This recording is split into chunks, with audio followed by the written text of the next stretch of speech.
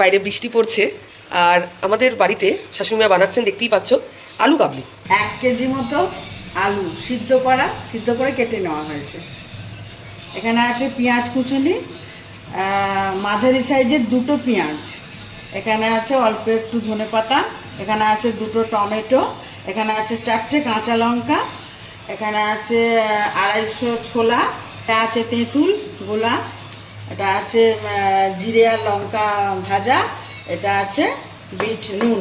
এটা এখানে বানাবার জন্যে দিয়ে দিচ্ছি। আলুটা ঢেলে দিলাম, এবার আলুটার সাথে ছোলাটা দিয়ে দিচ্ছি।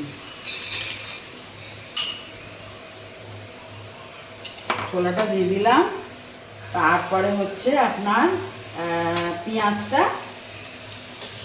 দিয়ে দিচ্ছি। পেঁয়াজটা দিয়ে দিলাম, এবারে টমেটোটা পড়লো এতে। এবারে কাঁচা লঙ্কা 4 কুচি দিলাম, এই কারণেই যে জিরে আর লঙ্কা ভাজা আছে, 4 কুচি কাঁচা লঙ্কা।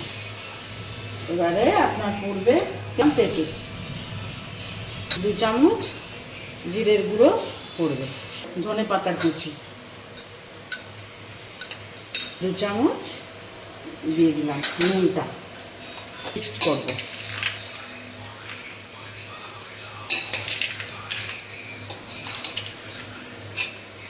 ঝুরি ভাজাটা একটু জিরে ঝুরি ভাজা হলে ভালো হতো, আর একটু সরু সরু, কিন্তু যেটা ওটা পাওয়া যায়নি বলে আমি একটু মোটা ঝুরি ভাজাটাই দিলাম।